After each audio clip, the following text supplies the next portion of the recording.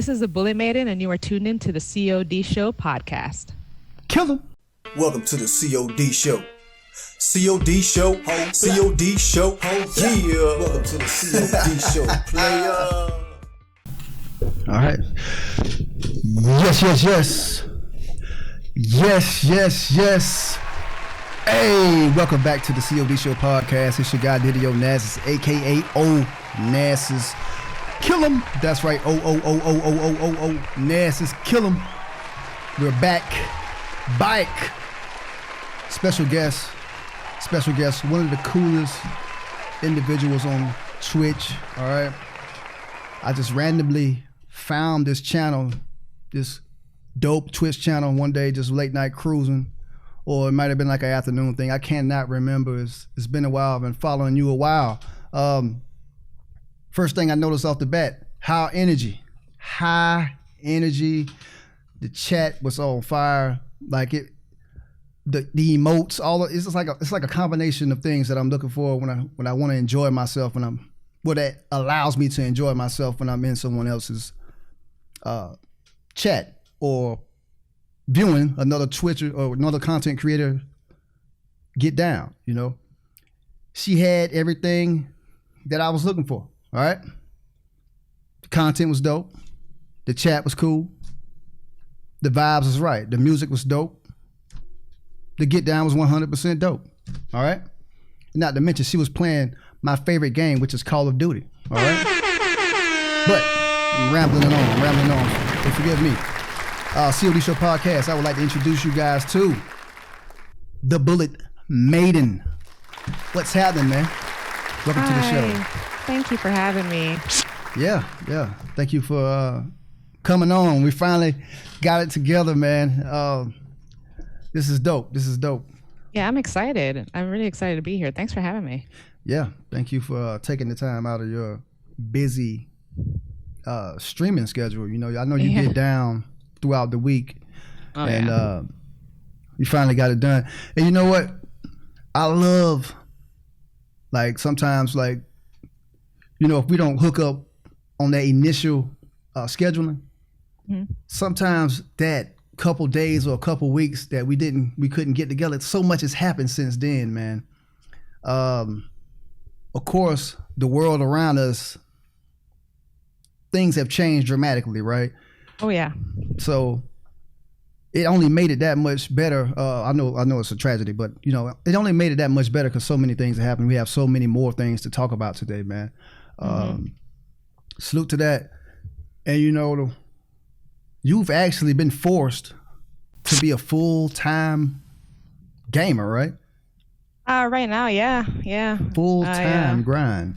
Yeah, lost my job due to the virus, so I'm spending my time streaming and just hanging out with my community, you know, having a good time.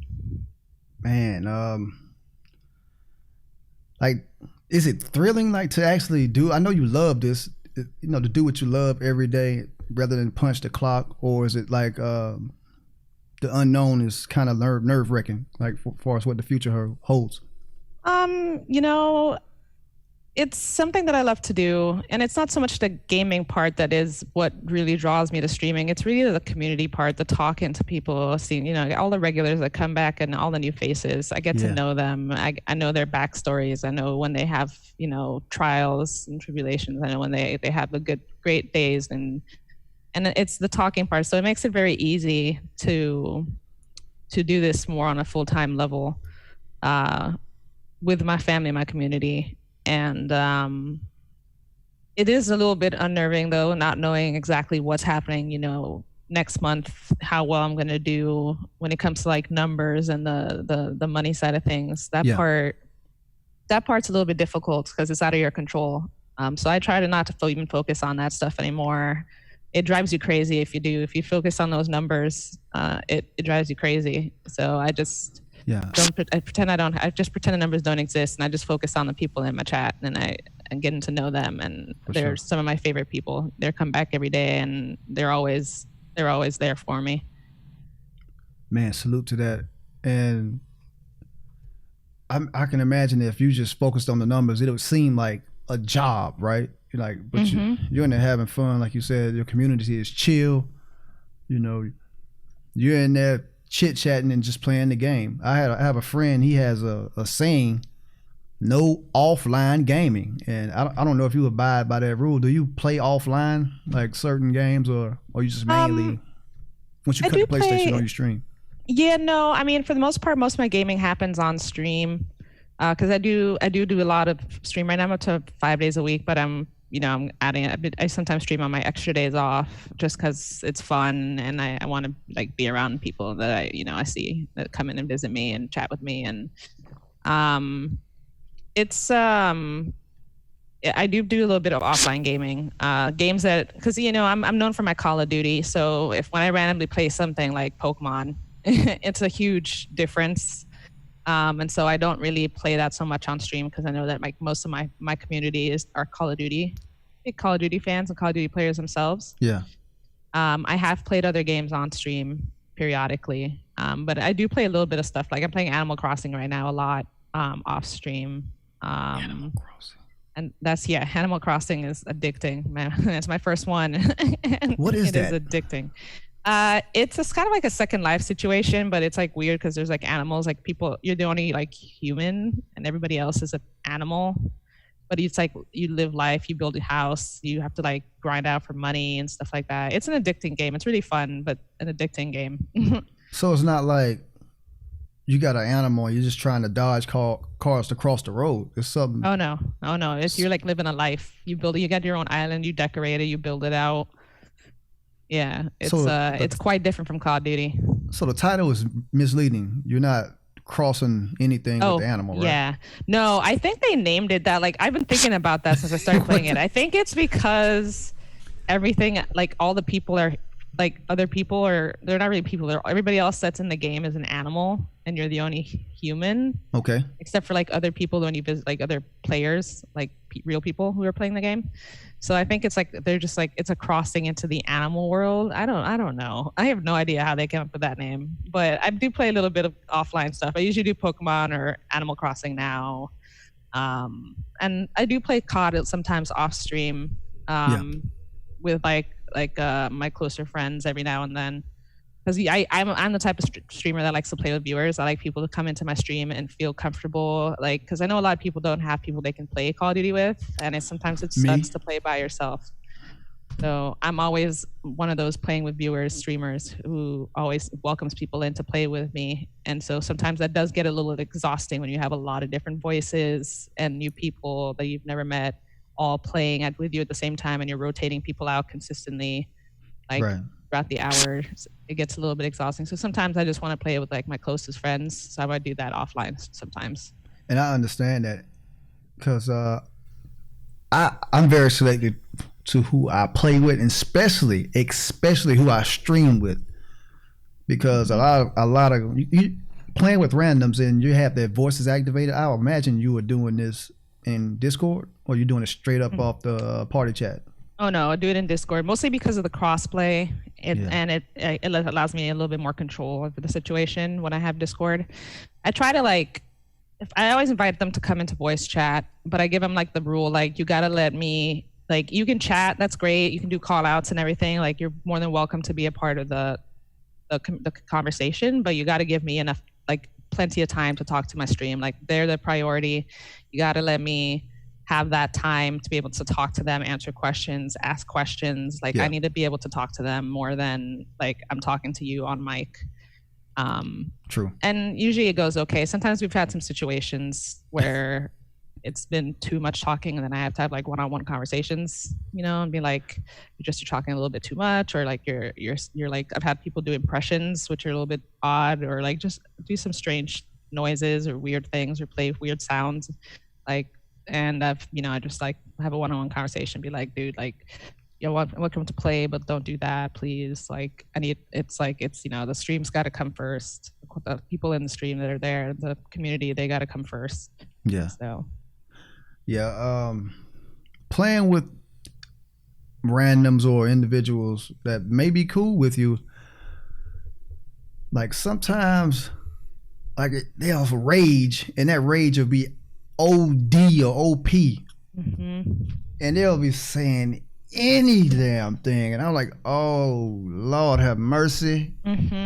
But you take that chance though. You take that chance. A lot of us don't even take that chance. A lot of people like, yo, I'm only playing with people that I've been playing with for years, and that's the thing I have to learn. I have to learn how to use that Discord party chat, whatever it's called. You know what I mean? I have no clue how to use that, man. I mean, part of the thing for being the person I am now and being able to play with viewers is I'm not a huge streamer yet, you know? Like, I'm not sitting with hundreds of people watching me or thousands, you know? Then I probably wouldn't be able to do the playing with viewers. It'd probably have to be like a sub-only situation or like a select few people that I play with once I get to a point like that. But right now where I'm at, you know, I take the risk and let people play. I have had situations where people have said words on stream that I do not condone, and that also our Twitch doesn't condone. And I've had to be like, dude, immediately, like, no, like, we don't say that here. Like, we don't say those words here. Like, that's not okay. Word. And like that, you know, that is a risk with playing with viewers. Usually I've been pretty lucky that most of the people that I've gotten to know who I play, because usually like I have channel points redemptions for playing with me. So it's set to 350. You get 300 for following me, and then 50 you can get real quick just by hanging out in the chat a little bit. So it kind of gives me a chance to get to know the person a little bit before they get a chance to play. And so I can kind of like feel them out a little bit before I let them hop in Discord with me and hop into the party.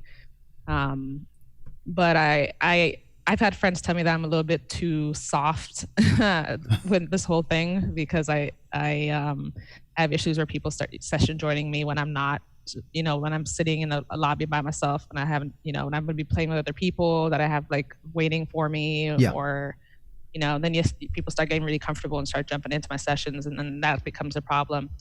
But like I said, then I just have a one-on-one conversation with that person. I'm just like, you know, I have other people that are waiting in the queue. We have a queue system, you know, you know, like, don't say like things you said that day are not appropriate. We can't do that. Like, just got to be like straight up and honest with them. But I still want to protect the, like, having the environment where people can come in and play, because there's a lot of people who don't have friends to play with in the game and they want to play with somebody. And I give them the opportunity to meet new people and get a chance to play with somebody other than like themselves, or, you know, maybe like they're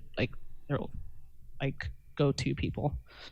Yo, that's lit. That's lit that you are nice enough and generous enough to let those folk come and play with the Bullet Maiden, man.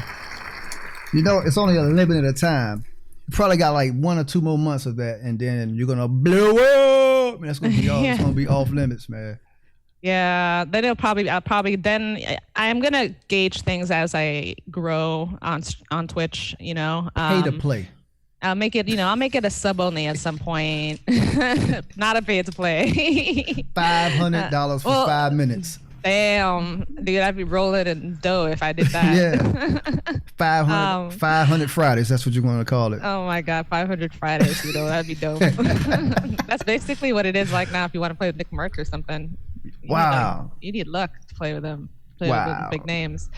No, I mean, I think as I grow, I'm gonna make it subscribers only as I start to get to higher levels, and then from there it'll probably be probably more like the regulars, and people will have to do like a queue system or something, like a sub queue system or something, or just have like designated days for like playing with the community. Yeah. I think that's the route I'll go in the future. For right now, I'm keeping it kind of open, but I am starting to think how to narrow it down now, because I have been growing, and it's starting to cause a little bit of problems with the amount of random people that I'm getting to meet. Like, it's great meeting people. I love talking to people. I love chatting, getting to know people. But sometimes I've had some situations where I've had people that get like inappropriate, not necessarily on the mic, but just get inappropriate in the community, and I have to you know, ban them or time them out or anything like that, which I hate doing. So I'm starting to narrow down a little bit more the queue system to play with me, to try and make it a little bit more like cohesive and safe for the whole community. Man, you know what? Twitch is the shit. And I didn't know that until like a couple months ago.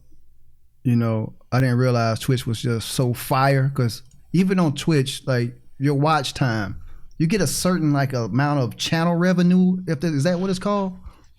Channel revenue or something like that? Well, there's ad revenue. Channel revenue, I don't know if that's something that maybe partners get. No, I mean like you, like the viewers, like you're in the chat and you see this little, I don't know what it's called. Like you click it and it adds some type of number up, and boom, you have like the money. channel points. Channel points. Channel points redemption. Oh yeah, as a viewer. Yes. Oh yes, channel points. Yep, I utilize those. I have some fun stuff in there to kind of make my my stream a little bit more interactive every time that I play. Damn, that is fire.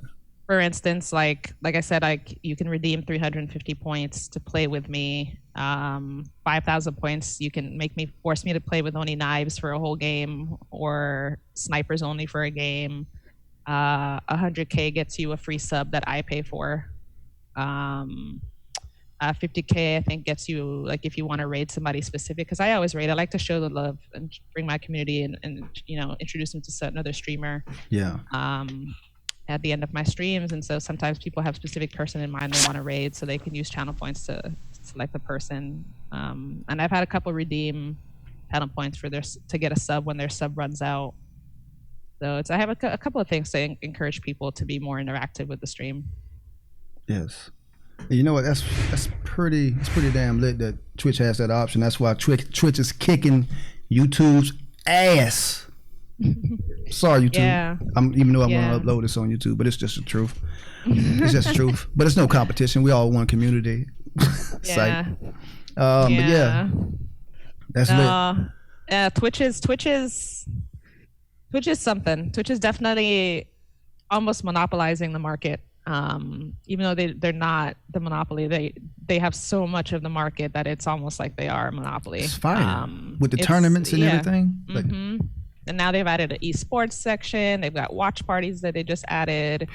The channel points redemptions that we talked about, that kind of replaces the loyalty point systems that a lot of people had in place in their streams. So Twitch is also like kind of has their own Streamlabs OBS thing that they're kind of working on now. I haven't actually tried it, but I know it exists, and they've got a lot in the works. Yeah. And you know, everybody's grinding out for them. So yeah, it's Twitch, despite there being Mixer, despite there being YouTube, despite there being Facebook, Twitch is still dominating the game. Have you ever considered YouTube? Or do you have a YouTube channel? I have a YouTube channel. It's relatively new. I'm getting into the YouTube game, posting some fun clips and montages and such on there. Okay. I don't stream on YouTube though. I stick just with Twitch, and that's more because, again, Twitch dominates the market, and I put a lot of time and effort. I'm almost 2 years into my being an affiliate and streaming, a little bit over 2 years streaming. I've put a lot of time and effort into growing on Twitch, and the people that I know and that I meet, that I've met on Twitch, like, they're not going to be on Mixer, they're not going to be on YouTube. So it's going to be like I have to lose all those people that I've grown and connections with, right? Which I don't want to do. So yeah, man. Salute to Twitch. Salute to Twitch. Salute. When did you start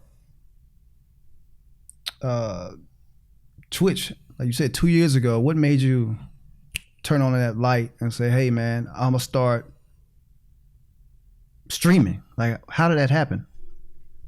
So I've been playing Call of Duty for about 10 years. And what? Oh yeah, about 10 years. And I never did anything with it. I got better and better over time, and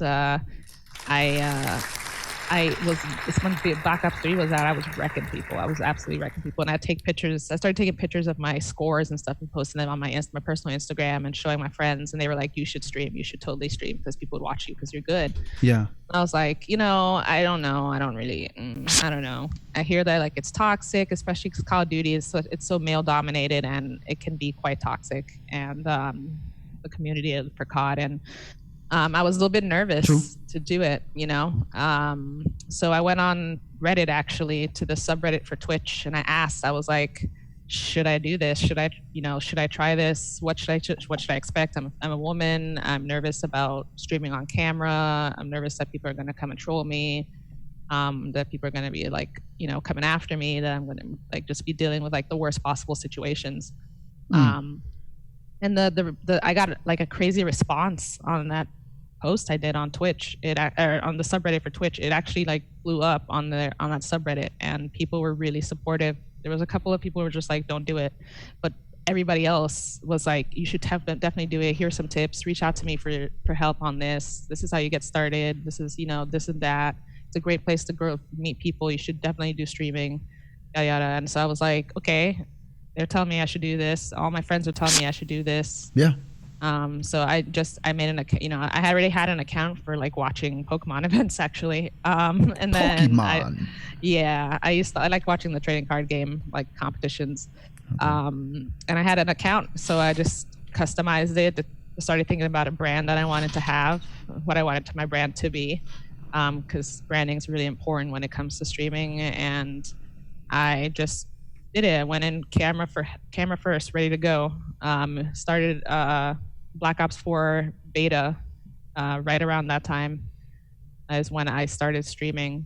And great time to start. Great. Yeah. It was great. It's been great. I don't regret it at all. And all those situations I was terrified of, like all the trolling and the worst possible situations that I could have, they rarely happen, if they even happen. It's so rare that it definitely hasn't even been an issue. So I was scared pretty much of nothing. But it's been just about 2 years roughly that I've been on there, and that's kind of how it got started. Just my friends and family are just like, it's fun to watch you play. You're good at it. I mean, I'm not the best Call of Duty player, but I'm above average, and so it's fun to watch me play. And so I was just like, okay, I'll do it. I'll try it. And I fell in love with it because I love talking to people, and I get to talk to people the whole time and get to know people. And so it's been great. I love it. Salute to that. Almost knocked my mic over. Saluting you. Salute to that. That's dope. That's really, really dope, man. You started playing Call of Duty 10 years ago. Yeah, just real about. COD vet, ladies and gentlemen. The COD Show podcast. I got to drop a Diddy bomb for that and give you another salute and a round of applause. 10-year veteran. I love talking to COD vets. I started at MW3. It's not quite 10 years. I think, what is that? No, it's very close to it, though. Yeah, it's very something close. Like that. Yeah. I think you're hitting close to 9 now. Oh, yep. Yeah, I think it'll be 9 this November, maybe something like that. Yeah, it will be 9 this year. I was ass backwards noob, straight up. Same. I'd never played an FPS before. Word. I was trying to be the cool girlfriend, and my boyfriend had gone Black Ops 1 actually, and that was my first Call of Duty. It was Black Ops 1, and it's been just about 10 years since that came out. And I was like, I want to be the cool girlfriend, and I learned how to play so I could play with him, and we ended up playing a lot. And then obviously, like, over time we broke up and everything, but my love for Call of Duty has always been there. And so I've picked up pretty much every single game since. I haven't gotten Infinite Warfare. I've played everything else. I'm sorry. Infinite Warfare for me just did not look appealing. I was like, I'm not spending $60. That is the greatest Call of Duty of all time. Oh. You never played Infinite Warfare? I can't. No. No. That's for me. But I know that like the most popular opinion is always that Modern Warfare 2 is the best. That's what I always hear. Which I actually just played the campaign for, and it is a really good campaign. Oh man, you're just in there shocked because I said I haven't played Infinite Warfare. You almost hit the boog sound effect on you, man. But you're a special guest. I can't do that, man. I'm gonna give you a round of applause for being brave and admitting that, man. Oh yeah, thank you. I've heard good things about it from some of my friends, but I don't know, the whole outer space thing made me just like I was after Advanced Warfare and then Black Ops 3. I was like, overall the jetpacking and craziness, and I was like, yeah, I'm gonna sit this one out.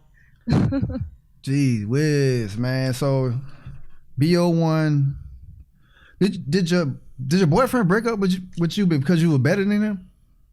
Nah. Yeah, yeah. But I was better than him. Tell you, come on, man. Come on now. I was better than like I actually got another ex into Call of Duty. Okay. And he started to get into it, but I was 100 times better than him, so I always had to be playing on his account, doing shit for him, getting him prestige and everything. Oh, shit. That is fire. That's lit. That's lit. Damn. Okay. I forgot my next question. That's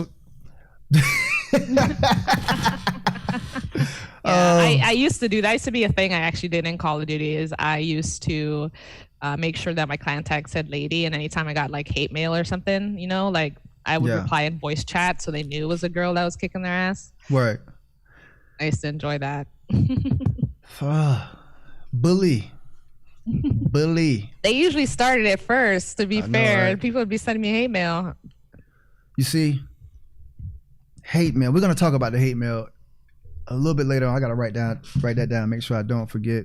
Yeah, I have it here on my notes. Yeah. Shit.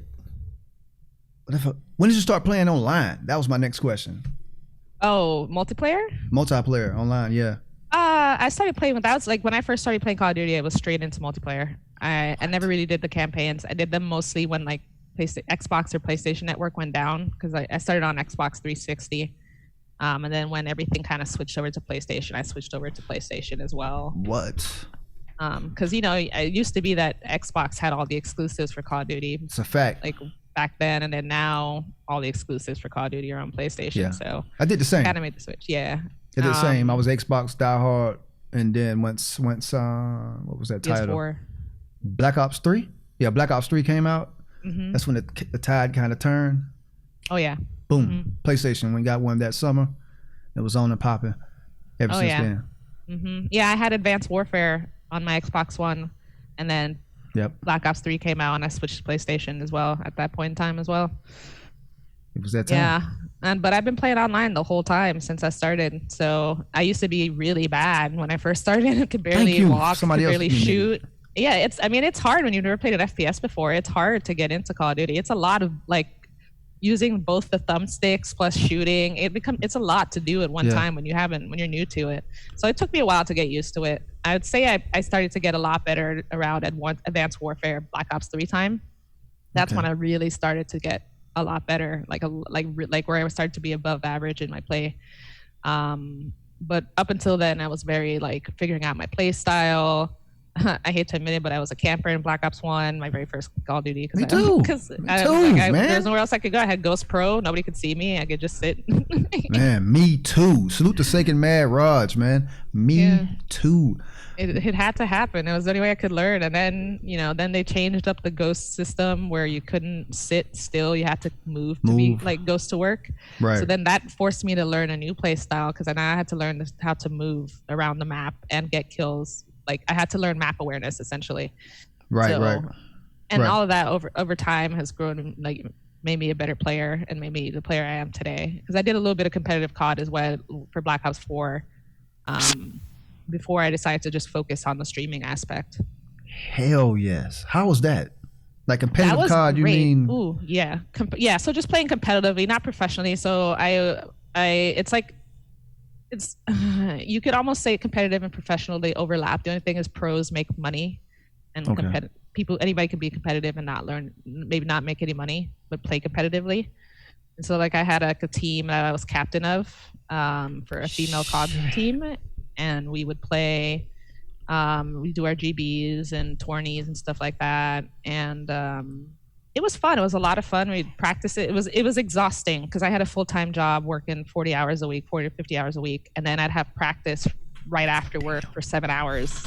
And then it was exhausting. I like to do that almost every single day. I have 7-hour practices of Call of Duty, just doing GBs, playing Search and Destroy, practicing, trying to get ready for like tournaments and stuff like that. And so it was really exhausting, but it was a lot of fun. I made actually the girls that were on my team, I'm best friends with them still. I talk to them every single day. So I built a really deep connection with them. But it was really, there's a reason that like people peak at like in Call of Duty right now, like I think around like age 18, 19. Mm-hmm. That's when your reaction time is like at its peak, like for as best as it's going to be. And I'm almost 30. I'm turning 30 in a couple of months. So it was a lot to try and keep up with like the 15-year-olds that are out there now that are dominating. And I just, with a full-time job, it was just too much for me. I ended up, I had to take a step back from it.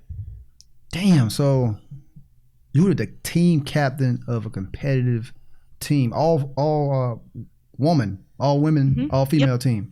Yep. We didn't get very far, but we were a team for Black Ops 4. You're a team nonetheless. For the end of World War II, yeah. In the end of World War II, we were playing competitively. Damn. But it was fun. It was a fun. I dipped my toes in that for a little bit, and that was fun. It was a lot of fun. Met some great people. Female COD can be hella toxic too. So if you know how females can be sometimes. I have no comment. I have no official comment. You have no comment. That's safe. That's a yeah, no official comment on any of that. Yeah, move. salute to the team. You remember, what's the name of the team? Salute to them. Oh, well, so the team, we played under different orgs. We had played under what was called Blood Moon, then we played under Steel Gaming, and then we had moved to another org called Entice. And that's where we ended up, and that's when we eventually split. And I decided to focus on streaming because streaming is a little bit more in my control, and I don't have 7-hour practices that like I was exhausted, ending practice at like 1, 2 a.m. in the morning, and then having to get up really early for work the next day and work a full 8 hour. It was exhausting. It was fun, but exhausting. Take us inside a practice, a competitive practice. I always wanted to know, like, are y'all running plays like isolation on the wing, or you know? Actually, yeah, like, kind of. Like, how's that work? Like somebody sniping? Tell us about it. Take us in there, man. Yeah, so competitive play, when we came to practices were mostly, we would warm up, obviously. We did a lot of shooting of bots to get our shot on point, you know? And then we would work through plays, like who's going to be watching what lane, because everybody had different roles, especially like in each game mode. At the time it was hardpoint, capture the flag, and search and destroy. And so like in hardpoint, you needed to have an anchor who's going to be the person that's going to flip the spawns, because you needed spawns on whatever side the hardpoint's going to be on. But you're also going to be, then an anchor is going to be battling the anchor on the other team. You had to have people that would play OBJ. You needed to have people who were just going to be slaying people. And so we had different roles. So we had to like practice, you know, who's going to be going when, what time do we rotate for like hardpoint, for instance. We also then, you know, we also did GBs, which are game battles, against other groups. So it was kind of like practice. Which role were you? Competitive. Sorry? Which role? So I was 2 roles. I was anchor and then I was a slayer. So I was anchoring for the most part. So I would be the one that would rotate around 20 seconds or so to try and grab spawns on the other side of the map, wherever the next hardpoint was going to be. Okay. So that we would spawn on the hardpoint, which would give us a better chance of holding it. Because then the other team would have to be trying to push us out of that spawn to get the hardpoint. And if we're holding the hardpoint, it's harder for them. It's more work for the other team. So that was my role, was to do that. Then we kind of figured out that I did a little bit better as a slayer than I did as an anchor. Yeah. So I switched roles with one of my teammates, and then I was slaying people instead, and watching lanes and slaying. So that was like a little mix up on my role, and not a mix up, but like a shake up. And it was a good one. I did well as a slayer. But practice was like anywhere from 5 to 7 hours, usually closer to 7 hours. And did y'all have a coach? We had a team coach, yeah. For each of the orgs that we played under, we had a coach. And he would like watch our gameplay. I would stream it, so he could see a lot of what was happening. And we would be on mic, we'd be practicing our comms, because the difference with competitive Call of Duty and regular Call of Duty is there's a lot more communication in competitive Call of Duty. You have to call out where you died, how weak they are, how many people were there. You have to there's like nicknames for different parts of the maps. Like right now, like Azir Cave, like, or actually a better example maybe is Hackney Yard. You got like, if you know where the flags are, you can call out Alpha, like you died at Alpha flag, or like you died over by Bravo, Charlie, you died over Green building. There's a guy top green. There's a guy top B. There's a guy like Azir Cave. There's a building with a bunch of rugs in it, so everybody just calls it rugs. Be like, there's a guy in rugs. There's 2 guys rugs. One guy's weak. Damn. Oh, yeah, so you get very competitive. So there's constant talking on the mic the whole time because everybody's calling out the whole time. Yeah, when I went to the Phase Atlanta this past February, Oh, cool. all you heard was like a whole bunch of chatter. You know how they have the main stage, but on the side they have like the I don't even know, they're not the main event folks, but it's guys playing on the side. Yeah, I know what you're talking about. And all you heard was it's almost like yeah. a call center. You know how you call Yeah. Time Warner or something like that, or Spectrum or whatever the fuck. I mean, whatever the hell you're using, Xfinity, and you hear a whole bunch of chatter in the background. It sounded like that. That's Constantly. exactly how it is. You have to try and decipher different calls that are relevant to you while you are like listening to everybody calling out stuff because it's just constant talking the whole time. There was a day where I got raided by somebody once on a stream when I was in the middle of a competitive like practice session. We were all like talking real fast, and he was a guy who doesn't play Call of Duty. He plays very niche games, and he came in with like a huge rage of like a 100-something plus people, and they had no idea what was happening. And it was one of those situations where I learned like it's not good to raid people that are like playing completely different games than your community is used to. Because he came in like from very niche retro type games to jumping into a competitive Call of Duty lobby. So like 100 people just popped into my stream having no idea why there's people just constantly talking nonstop for the whole time. Yo, how did that go? Was you able to say thank you or pay attention to that actual raid? Or or did he get upset because you were ignoring them or something like that? Oh no. I always raids for me are always one of my top priorities is to make sure that I introduce myself to everybody that came in the raid, especially now that they're optional. I thank them for coming because it's optional. And I always introduce myself, thank them, and then I'm like, here, have some fun, welcome. Anybody who chats, if they start chatting, I start chatting with them, getting to know them too, dropping that hype in the channel. When I was doing competitive, like I would tell them like, hey, we're about to start a match. I'm not gonna be able to read chat that much. I'm gonna take peeks when I can, but I'm gonna be like competitive. It's different. It's about to get sweaty. Yeah, now it's about to get really sweaty. But nowadays, because I just stream COD for fun, raids are a lot different. Now I get raided, and that's like the focus. Like I just die a bunch of times in Call of Duty because I'm like, oh my god, thank you so much for the raid. I really appreciate it, and I'm just like blown away that another streamer wanted to raid me, and I end up not able at all to play the game. So you're a 1,000% true sweat. Damn, man, salute to that, man. I'm not as sweaty as I was back then. I mean, but you have the switch that you can turn on and off, though. You have it. It's in your blood. It's muscle memory. I guess I still get competitive nowadays, and like we played some S&D yesterday actually for a challenge because I'm grinding out challenges in Modern Warfare, and we had to play S&D, and we were trying to, we were a little bit sweaty like we used to be. We're like, okay, he's top B over there. He's like, I died over here. There's 2 people. He's got a bomb, and like you start calling out like you used to. Right. But it's important in some game modes, in some situations. You need it. You know what? I'm gonna tell you the exact moment I knew you were a sweat. It was a different gear that you can hit. It was last week. You were just talking. Well, yeah, man, what's up? Yeah, I lost my job. Just streaming, blah, blah, blah. Then all of a sudden, you went on like a 9-piece. I was like, oh shit. And you were just talking. And I've gotten better at that. It's hard. It's hard to talk. I can't do it's hard that to shit. Stream and play Call of Duty. It's really difficult because like I do better when I focus on the game, but then there's might as well not be streaming if I'm not going to be focusing on the chat, Right. So it's been like an interesting trying to balance that out, and I've gotten better at doing that, being able to chat in the stream, take a few minutes to destroy some people, and then come back to the stream, focusing on the chat again. Yeah. Or even just multitasking and doing them both at the same time. Yeah, because I heard you just talking. And like when I see people talking and looking at the chat, I'm like, yeah, they're about to die like 15 times straight. You actually turned it up and went the other direction and went on a straight 9 to 10 piece. I was like, yeah, this is what's up, man. Yeah, it happens. Bullets sometimes. is the truth.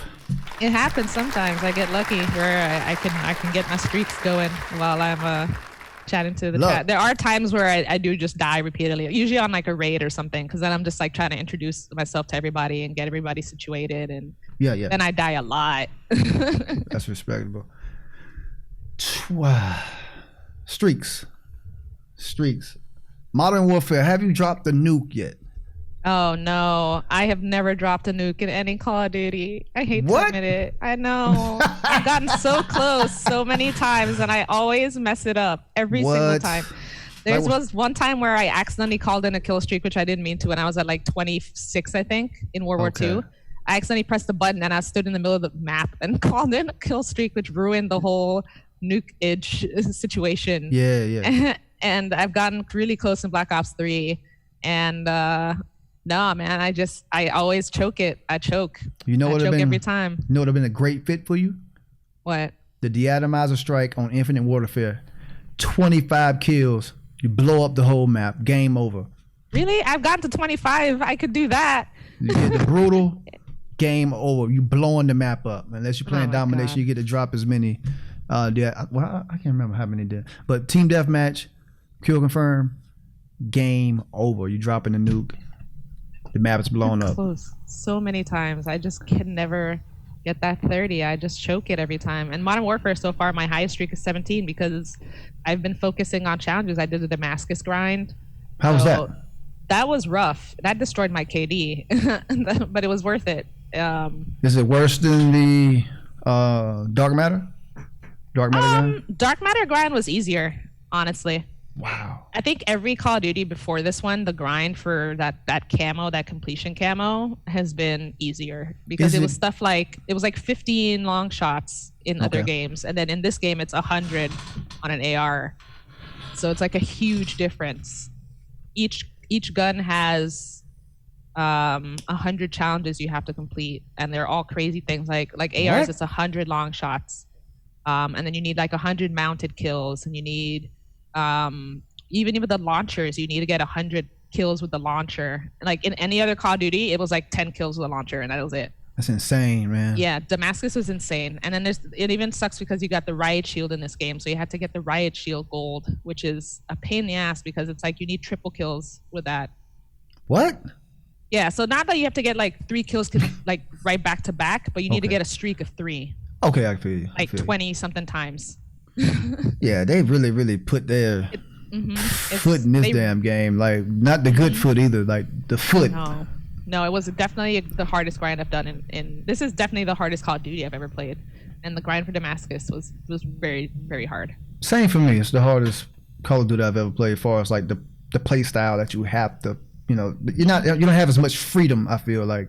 No, they tried to make it so open, but it really limits you because you can't. There's a lot of camping because Facts. people are afraid to move, and that causes a problem for those of us who do like to move, like me. Comes around a Right. corner and there's somebody sitting in there with a 7.25, and Or the window. yeah, sitting in a window with a sniper rifle waiting for me to come around the corner. Or in the window aiming at the door. Yeah, oh yeah, or the first people who have like double claymore set up on a door. Right. Or sitting in there with a riot shield. And now they've added fire shotgun, so that's great. And fire throwing knives. So Fire just a throwing whole lot knives. of fire. That's exciting. Yay. Yeah. All right. Yeah. Yeah, okay. I've been Thank set y'all. on fire now a couple of times by that throwing knife. Gee whiz. How's the update? I hadn't played the update this week. What's up with it? Oh. Give me the details. Give us the rundown on it. It's been good. So for PC, not so great. PC's having a lot of problems with it. I've heard it's been crashing like crazy. But The new other than LMG? that, sorry. Oh, the new LMG. Yeah. Oh, I actually am working on unlocking that right now. You have to get 3 kills in I think 15 games near smoke. So it's like awfully specific. Yeah, I read that. That's Yeah, it's awfully specific. just I haven't randomly unlocked it yet. weird, It's right? it is. It's the only one I haven't unlocked yet. Near But I'm working smoke. on it. I've been working on season 3 challenges, so I haven't really focused on the weapon yet because I do have Damascus on 4 out of 8 of the DLC weapons. I think there's 8 now. I have 4 of them with Damascus as well. But the new LMG came out. I've heard that it is bulky, really bulky. I don't know so much about the shooting on it. I don't know how like steady it is, how much recoil or any of that. I've heard that it's just a really bulky, chunky gun. I heard it was a I'm glad- slapper. You heard it was a slapper, yeah. Yeah. I haven't played with it yet. I'm looking forward to it though. I don't mind LMGs so much. They wreck. But I am more of an SMG runner, so sometimes it's hard for me. I have to change my playstyle completely to play with an LMG because I have to sit back more and take my time more, a little bit more, and instead of being able to like run. And if you see my streams, I like to run around a lot, which sometimes gets me killed a lot more than I need to. But you know, That's your playstyle. It's all good. I like running and moving and checking Yeah. out the map and all the little crevices. Shoot the Ship is back I now love for this that. week, which is amazing. Yeah. Love Shoot the Ship. Those are probably the only 2 maps that I can say that I really love. And one of them's not even like a official. Like Shoot House is brand new, but Shipment has been in like 3 different CODs. Yes. So it's like, you know, they didn't add any new maps or anything, but we had a new map added. What was it, like A couple of weeks last ago. week or something Yeah. like that? Yeah, 2 weeks ago. Hovik Sawmill. which Sawmill. actually- Yeah. It's pretty nice. I actually like the map. I like it's decent. Yeah. I don't like the Candor other one, the Candor Hideout, I think it's what it's called. I call it Candor Camps a lot because it's so campy. I don't remember that one, but yeah, Sawmill. Yeah. I remember that. Sawmill's nice. pretty Other straight. than that, I don't think there was any other major updates this week. They added fire shotgun rounds to the new shotgun, the DLC that came out last season. They added fire rounds to that. All right, this great. week. Yay. So two now we got 2 shotguns with incendiary. Okay. As well as that throwing knife on fire. But yeah, I mean, I'm happy with this week's update. I'm really just happy because Shoot the Ship is back. Me too. And that's where I have the most fun. It's small maps, chaos. People don't camp as much. And then I'm just, like I said, I focus on the challenges. I got my Damascus done, and I'm knocking out season 3 challenges. Got a counter on my stream now. I think I'm at 79 out of 100 challenges done, so I'm getting there. Damn. Like you a real grinder. You actually complete the challenges. You like care about that. Yeah, I do. Man, Every salute to season I that. try to get them done. It gets 100 challenges every season. Wow. Third season now, so 79 out of 100 getting there. But is the game fun? Modern Warfare. Here's the thing. Modern Warfare was really fun for me when it first came out. Okay. And the longer I play it, the more burnt out I get really fast. Okay. So I just find that I could play it in short bursts of time, but I can't. It's not like, for me, Black Ops 3 was like my favorite game. I could play that for like Hours. 48 hours straight. Yep. And I wouldn't need a break. I wouldn't need anything. I could play because I was having so much fun the whole time. I could just keep going. I Sure. can't do that with this game. I want to, but I can't. What is it? What is it about the game? I don't know. I think it's a big problem is the maps. The maps lack any character. It's one of the reasons I always prefer Treyarch games over Infinity Ward or Sledgehammer. It's because the maps have so much like character. They're so unique in the Black Ops series. They're so unique. And then the maps in Modern Warfare have always been a little lackluster. They're all kind of like destroyed buildings, and that's kind of it. And they got rid of the 3-lane system, Yes. which we're used to having in every other Call of Duty. Yeah, And man. It made it like completely open maps, so it encouraged camping, especially when they initially didn't have the mini map in the beta, and they were going to release the game without a mini map. That made it extra campy because people had no map awareness and people were terrified to move. People are still a Right. little bit terrified to move, even with the mini map. Facts. That's a great point. It was a clusterfuck until they added a minute. I'm a hardcore player, but Nice. I play a hardcore too. I play a mix of core and hardcore. that game was at a standstill. I'm Oh, talking yeah. about weeks after the game was released. I just couldn't understand what happened between the alpha, the beta, and up to 2 weeks Release. into the launch. I was like, this game is not growing on me. It's actually going. The stock of this game is going down. And that's happened to a lot of my friends too. A lot of my friends, like a lot of the girls that I play with, like in Black Ops 4 a lot, in World War II, and like a lot of my friends in general, and some of my regulars in my stream, they like I used to play World War II with them. I was playing World War II up until Modern Warfare came out. I didn't play Black Ops 4 unless it was Blackout. And so I was still playing World War II. And when I moved over to Modern Warfare, it was just fun in the beginning, and then it hits you that it's like unbelievably difficult because it's got skill-based matchmaking. The maps are all ridiculously open. And it has had so many changes. You didn't even have like camo, like your camo challenges didn't even pop up on the screen. You didn't have medals. You didn't have like everything that you would expect in a Call of Duty game was just not there. They made all the challenges ridiculously hard. It was just after a while, all my friends hated it. Nobody wanted to play with me, and I was stuck playing it because World War II kind of died. It's been picking up some steam again lately because Modern Warfare has been dying, but it's just been, I'm still playing it. I'm still grinding out. That's what's kind of keeping me motivated and keeping me playing the game is that I am grinding out those challenges. If I didn't have the challenges to grind out, I'd probably have a hard time getting myself to play the game. Got you. Warzone. What about Warzone? Ooh, Warzone. I think that's probably the best part of Modern Warfare. Okay. I think they took what Blackout did, which was good at the time, and they made it better. They made a really good BR.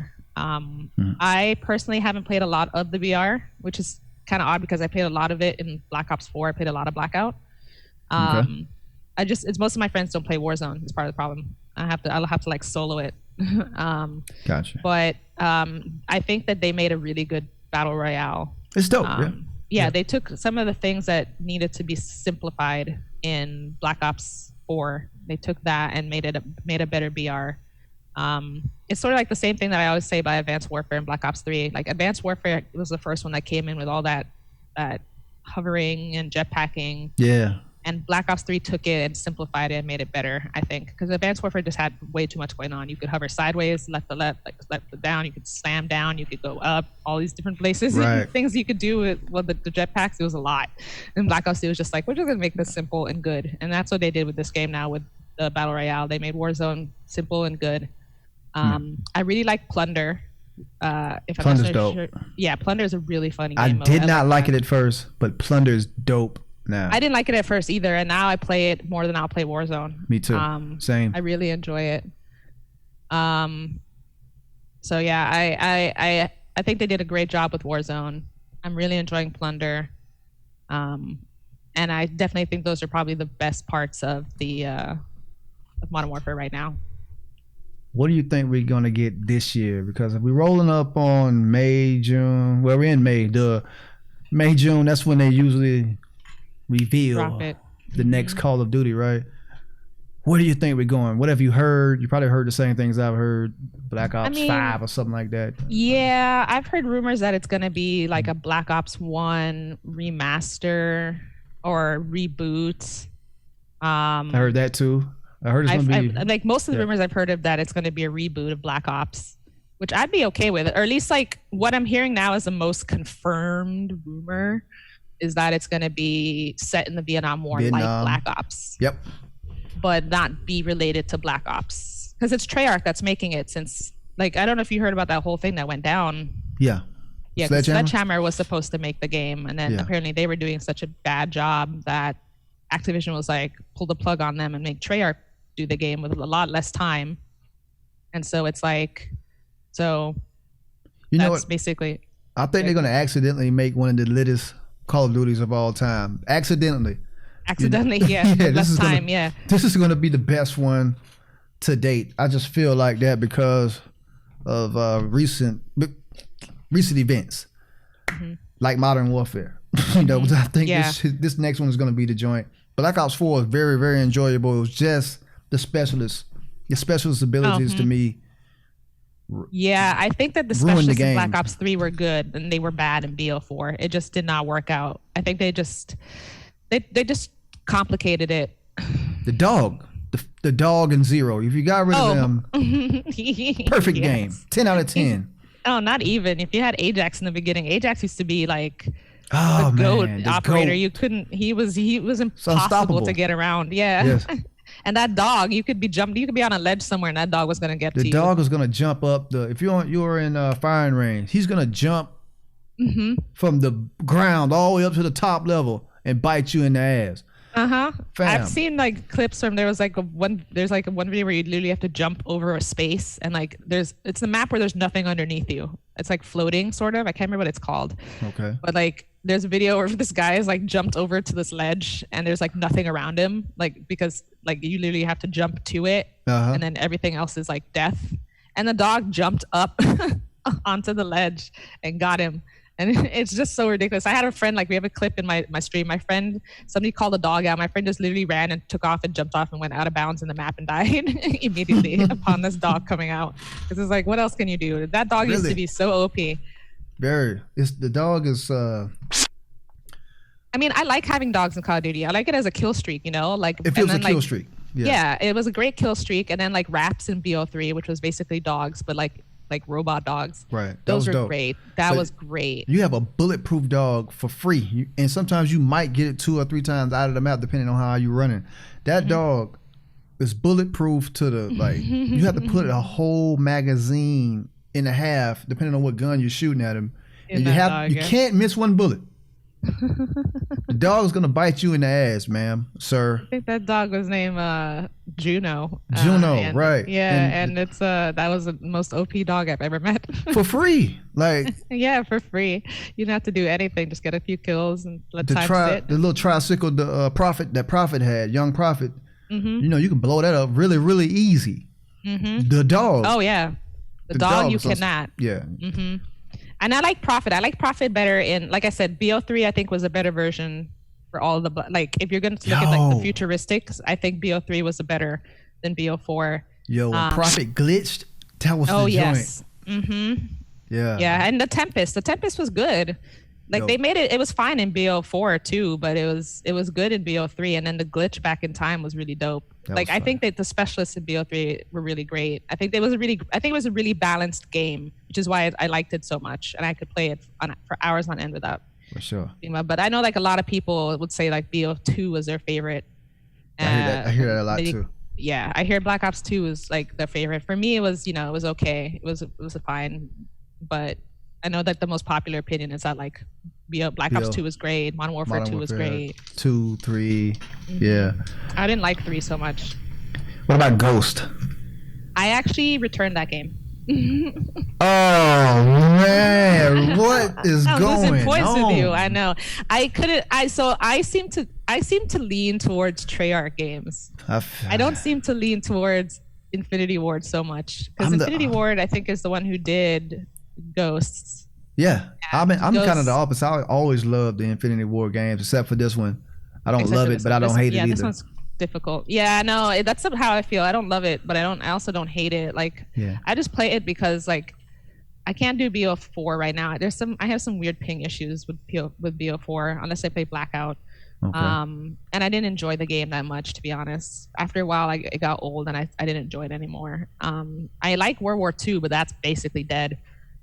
I wish I could play BO3, but that's also basically dead. So, I mean, it leaves me with Modern Warfare and not a lot of other options. Yeah, so. That's what I was going to ask you. Would you go back and play older Call of Duties on stream? I would. I actually considered playing some World War II recently. I might actually do it because a couple of my friends said they've been playing World War II again. And I was like, oh, dope, because I liked World War II a lot, actually. I thought it was a good Sledgehammer game. I liked the weapons. I liked that it boots on the ground. I thought it was a good game, and I was playing it up until Modern Warfare came out. That was my primary game. Yeah. I went back to that instead of BO4. So I might play some World War II. I would love to play some BO3 again, but I just think there's not enough people really on the game anymore to play it. I see some streamers going to BO3. Yeah, I should play that. I was nasty at that game. Ooh. Man, I would like to see that. I would like to see you get down I was on like, BO3. If you think I'm like good in Modern Warfare, I was like 3 times better in BO3. Yeah, you have to be good in BO3 and World War II if you're good. Even if you're decent in Modern Warfare. Yeah. You're a beast in other Call of Duties, man. That's a fact, because I have a .79 KD. Oh yeah, my KD right now is horrible. That's because of Damascus. I'm working on getting my KD back up now. When I started Modern Warfare, I was like at 1.5 which is still like not that high, but it's harder, the skill-based matchmaking that's going on in this game. And then Damascus completely just shattered my KD because I had to do so many challenges where I went negative over and over and over again. Wow, a 1.5 in BO3, that's like a 7 KD. It translates. Definitely not that high. It definitely translates over into a 7. It's 1,000% for sure. BO3 was great. It was one of those games where you could constantly go into like the 80 kill range. Okay. Like 5 deaths. It was one of those games. Modern Warfare is so hard with the skill-based matchmaking. Yeah, you can't have that. Well, I can't say you can't have that type of fun on Modern Warfare, but it's hard to do. It's so hard to do. You can only really do it nowadays in shipment domination. That's it. Yeah. That's the only place you really see those higher numbers, like the hundreds hit up. Damn. Most kills in Call of Duty, since you're talking about 80s. Dropping big 80 bombs. Most kills in Call of Duty history in your Modern career. Warfare, I think, is actually where I have my highest right now. It was a shipment domination game, actually. I think it was like 103 or 117, something like that, in one game. It was a long game. 150 kills? Oh no, not 150. Like 103, 117, something around there. Somewhere like early hundreds. Man, salute to that. You broke 100. Before that, I hit 90s in Black Ops 1 in my very first Call of Duty. Wow. Yeah, that's because I got like dogs like 3 times. I had I had Blackbird up. I had, I hadn't crossed 100 yet. I got 97 in Black Ops 4 3 times. I hit a couple 93s, a few 93s, 95s. I play kill confirm. So that's my game mode too. It's hard. The teammates, when you call out no tags, no, that means no tags. It means don't pick up the tags. It's always the guy at the bottom, running around grabbing tags. He has 50 tags, 5 kills. I know. Kill confirmed is great for streaks if you can get people to not pick up the tags. Yeah, just run up the check on them, man. That's always a good thing. I mean, that's how I used to do it in BO3. I would get wraps like 3 times in a game. I think it was called the Wraith. Was it that like? Yep, the Wraith. Autonomous. Yeah, the Wraith that would come in. I would get like that a couple of times, and I'd be hitting up the 80s, 90s in those numbers in one kill confirm game because that was the only game when I would play. I love kill confirm. Love it. You got me wanting to play. Every time you say BO3, I'm having flashbacks. BO3, I know. BO3. It was such a good game. BO3 sounds fire. Yeah, I would wish it was like, I still wish it was the current game. It was so good. I literally had so much fun playing that. And it was at a really tough time in my life too, where it was the first time I was unemployed because I'm usually the type of person that's always working. Yeah. And it was the first time I was unemployed and I was living in another country. I had just moved to Denmark to live with my boyfriend at the time. And I was having a hard time adjusting and getting a job. And so when I had a lot of downtime, I would just play Black Ops 3, and so it was also like the thing that was like soothing for me at a tough time. Bam. And it was just fun. The game was fun. You could play it for hours, and it wasn't so sweaty, and there weren't people camping everywhere, and boots off the ground. You had your jetpack, and it was just exciting. The rush. I loved it. It was a lot of fun. It was fast paced. They had a lot of verticality to it because of the jetpacks. It wasn't too crazy. You could run on a wall and jump, and that was kind of it. And I liked it. The guns were good. They brought back some classics from Black Ops 1. It was great. Salute to that. Denmark. Call of Duty in Denmark. Man, gotta give a big round of applause to that. That's the first. It's actually, there's a lot of people who play Call of Duty overseas. I get a lot of viewers from overseas as well. Hell yeah, it'd be up early in the morning. That's that first wave of Twitch. Like if I'm up at 5 a.m., I know I can see my European guys on. Salute to you guys. Y'all know who you are. So I actually try to stream early on the weekends for my European viewers because I know that they are like 5-6 hours ahead, sometimes more than that. And I know that they enjoy my content. And so on the weekend, sometimes I can't, well, now I can stream earlier in the day because I'm unemployed right now. But when I was working my full-time job up until recently, obviously I couldn't do that during the week. During the week I could only start at like 7:30 p.m. Eastern or something like that, and then it's like the middle of the night for my European visitors. So I started streaming at like 12 and 1 o'clock on the weekends to try and accommodate them Right. right around their prime, like dinner time, relaxing, watching TV time. And so I do that for my European visitors because I have a few from a lot of different countries all over the world, and I want them to be able to like get access to my content without having to like rewatch a VOD. Wow. Damn, you conscious of the other side? Oh yeah, Wow. they matter. I met so many great Across people the all pond. over the world. Across the pond, yeah. I've got a lot of Brits that I've met. I've met a lot of Scandinavians like me because I'm also half Norwegian, and so I've met other Scandinavians like Swedes and Norwegians and Danes, and I've met a lot of people in other countries like Czech Republic and all sorts of stuff.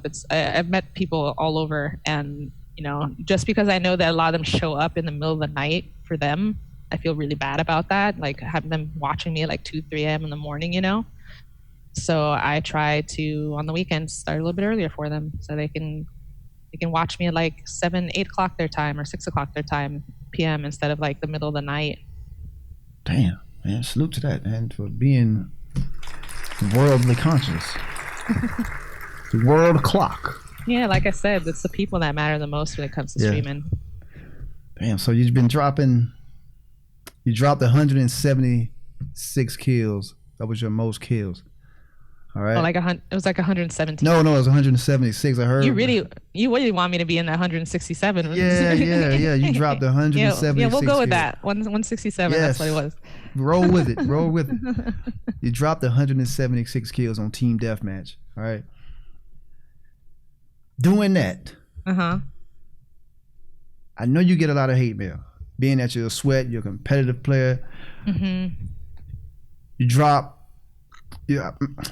embarrass guys. One of the most, I was going to talk about some hate mail, but I'm going to say this.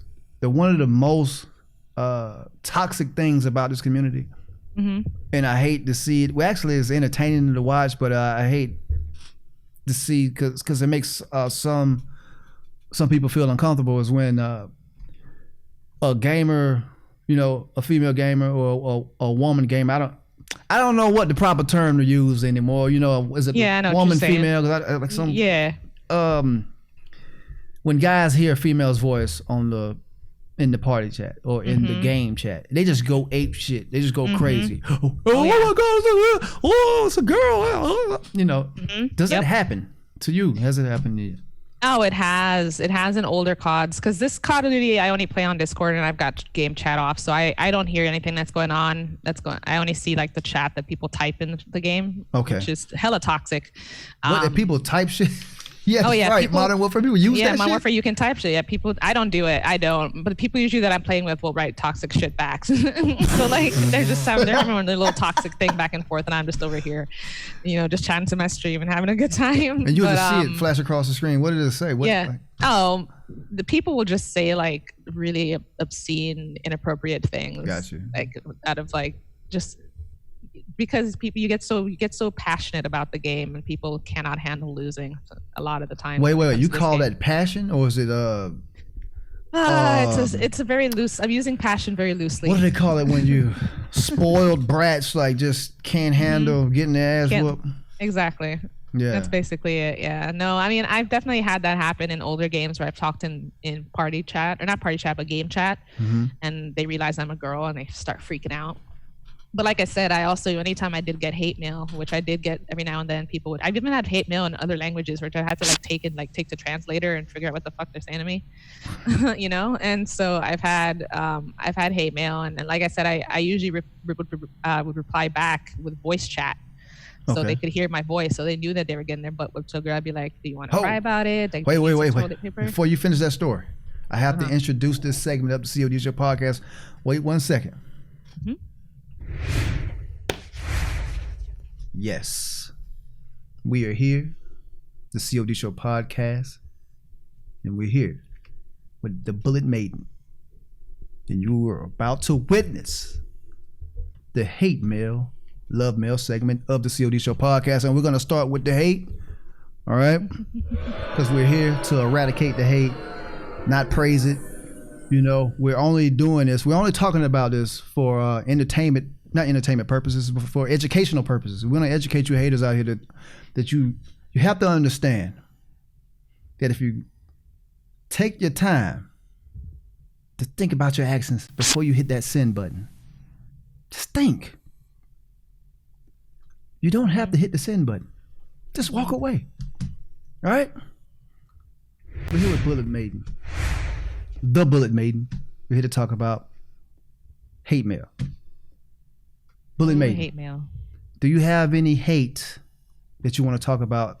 We just take 3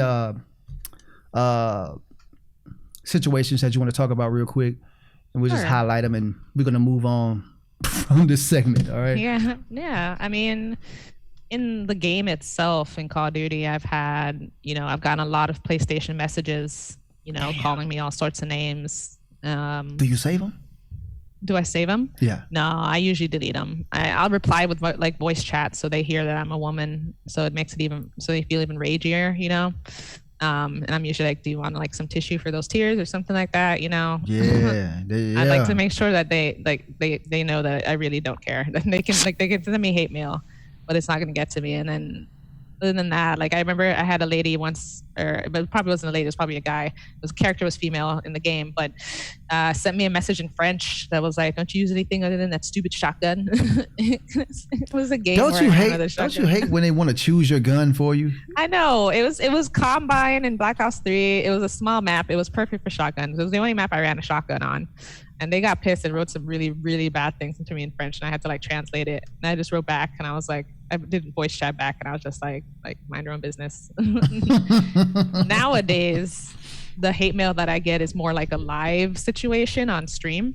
Okay. It's not so much hate; it's more like trolls every now and then coming in, trying to get to me or trying to hurt me in some way, which doesn't work.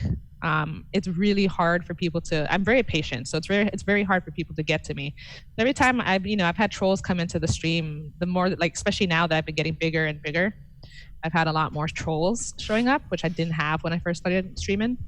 And they come in and like to say that I make a lot of comments about my physical appearance. They like to say I look like a male, or that I look like a dyke, or they'll say like that I don't have any tits or whatever. And stuff like that. And like my mods like jump on it right away. But I usually mess around with them. Like I'll play along. They'll be like, "Are you really a guy?" And I'm like, "No, I'm not really a guy." Or like I had one person come in and said, "You look like you like double penetration." And I was like, "How'd you know?" Like I like to mess around with people, and so it's really hard for trolls to get to me. They try now, but they really don't bother me at all. Yeah. So all that hate, like all the sitting behind there and being a keyboard warrior really doesn't work. And the funny thing about it is that they don't even really feel that way. No, they don't. A lot of that. I mean, I've turned situations where some guy came in once and was like, "You guys all suck," and I was like, "Do you want to carry us? Like, can you play with us and carry us? Because we could use it then, And he ended up becoming like a positive, like regular in the stream and coming back to the stream to check in and just be like friendly because I played along with him, and he really wasn't an asshole. He was just, I don't know. People just want to be keyboard warriors sometimes. Back there, I think people just want to feel like they're getting under. Like it's a group of people that just feel like they want to get under your skin, and they get a kick out of it. I don't know what that means or what kind of psychological damage that they have that they want to just say something in your chat to see if you're going to respond angrily. Like you're going to put some angry energy out there toward them. What do you get off of that shit? And then I was streaming last weekend. A guy came in and was like, "Ha ha ha! Wow, you have 8 people watching." And I'm like, "Yeah, man, it's lit." Yeah, that's 8 amazing people that are here spending their time with me. Yeah, it used to be like, 1. You know what I'm saying? Yeah, exactly. And there's a lot of people who still sit at 0. I'm happy if I have 1 person in my stream. I don't go into my streams expecting like the numbers that I have. I go into my streams expecting that maybe nobody's going to show up at all. Right. And I'm so thankful for the people that do come to my stream, all the new faces that come to my stream, anybody that just spends like a second of their day with me. I'm so thankful for it because I could easily be one of those people that unfortunately get stuck sitting at 0 and don't have the growth. I've been very lucky.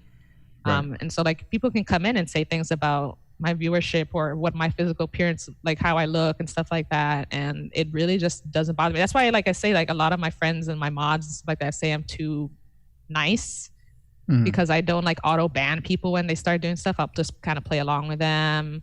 I'll have a conversation with them like it's a normal thing, unless they get really inappropriate and use like words that are like I just don't condone. Twitch doesn't condone and stuff like that, or get racist or stuff like that.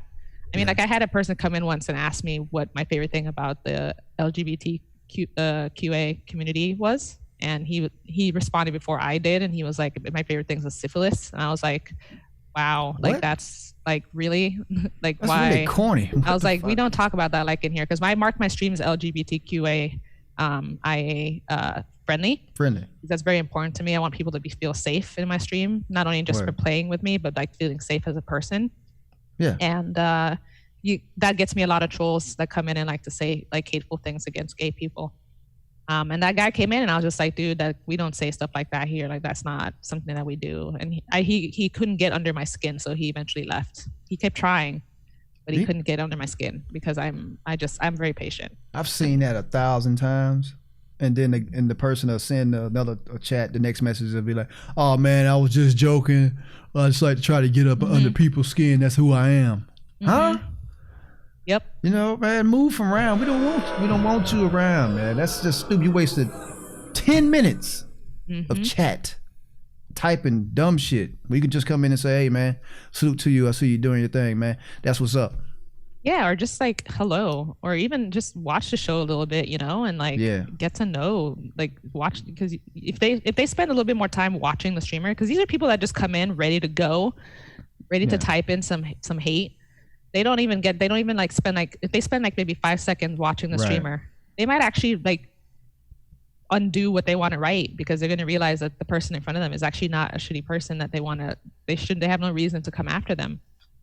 So I don't really know why people do it, honestly. There's never been an instance in my life where I sat there and I was like, let me try and hurt this person's feelings. Me neither. I've never had that moment, so I still don't get the whole thing behind it, but I have a really tough skin, so people often fail trying to get under my skin. It really doesn't bother me. They can talk about, they say that I got small tits. I'm like, yeah, you're right. It's a small bitty titty committee thing, you know, like how'd you know? Like, yeah, it'd be nice if I had bigger ones. Like, how'd you know I didn't have any? You know, like I mess with them and they usually just go away. So the hate really doesn't work, especially not on me. I'll turn it into a positive situation. Do you really want to carry on with 2 more situations or examples of hate, or you just want to move straight on to the? Oh, we can move on. No. I think I pretty much covered it, like in the game, in-game mail, and then now the trolling. That's been pretty much my experience with it. Yeah. So we're just gonna go ahead and fast forward to the love, you know. But first, we're gonna give you haters, you antagonizers, you agitators. You know, we're gonna give y'all a quick COD Show podcast, middle fingers up, and we're gonna move on to the love, my favorite part of the COD Show podcast. This is my favorite segment, the love mail segment. Not even the love mail. I don't even call it love mail anymore. What am I talking about? This is the segment of the show where my guest gets to shine the spotlight on their supporters, tell them what's up, you know, just give your love back to your supporters, man. Do you have anybody that you want to shout out or name? I got to shout out like every single member of my Ammo Alliance, all my mods like Manny, Erica, my rag, DJ, oh my God, I got Ninja Panda Dance in there, Adam, all my mods that are in there, always constantly on me, like helping me out. Every single member of the Ammo Alliance that is in the room. Anybody who spends a second of their day with me in my stream. I'm in that number. Yeah, you're in that number. You do. I appreciate it. It means the world to me. It honestly does. That's why I do what I do. It's just to have those seconds with everybody. And it blows my mind that anybody even wants to spend like a second of their day with me. So that's why I'm so appreciative of it. So I got to say, anybody that's ever stopped by my stream, even if you lurked and you didn't say anything, thank you so much. Yeah. For spending some of your time with me. I really appreciate it. Okay, I'm gonna drop a Diddy bomb and a round of applause and give them a salute. The Bullet Maiden just ran off her supporters and gave the love back. That's fire. How did you get the name Bullet Maiden? Is that so your that gamer was a- tag? 'Cause I can't. Yeah, it is my gamer tag now. So it's not how when I first started streaming, that's not how I started off. I actually took a break of like 6 to 7 months in streaming at the start of 2019 because I had some family issues that happened, and then my job just got really difficult and time consuming. So I couldn't stream. So for 6 or 7 months I took a break. And before that point in time I was known as Herdy, which is my nickname also in competitive. And what that word is, it's a short version of a Norwegian word that means Duchess. Okay. So it was like a fun way of me calling myself a Duchess. Okay. And so it's kind of Cryptic. stuck though. People still Okay. call me that. Still people still call me Herdy, and I still let people call me. And I introduce myself, I'm like, I'm the Bullet Maiden, but you can also call me Herdy or Anya, which is my actual name. Right. And so I was Herdy for the longest. Then I took my break, and when I came back, I was like, Herdy really doesn't stand for much. It's more of a personal thing. Like it's all about me, and it doesn't really create a sense of community or family. And one of the things I really admire about some of the big streamers, like you got Dr. Disrespect, he's got the Champions Club. He makes you want to feel like a champion. You want to be a part of this club. You want to be a part of his community. You got Nick Merckx and the M Fam. That it's a family. You want to be a part of this. And that's what I wanted to create. I wanted to create that sense of community. And so when I was rebranding myself, I was like, well, I like Call of Duty. The Bullet Maiden sounds really dope. I wanted to go for a femme fatale kind of thing. Like there's a quote that I go along with as well with the Bullet Maiden that's like, she was not fragile like a flower, she was fragile like a bomb. Damn. And I was really going for that.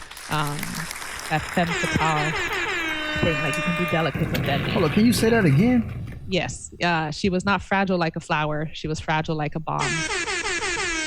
Damn. Did you make that up? No, I did not. I found it somewhere and it is amazing. Damn, you made that up. That's what's up, man. Salute to you. Another round of applause.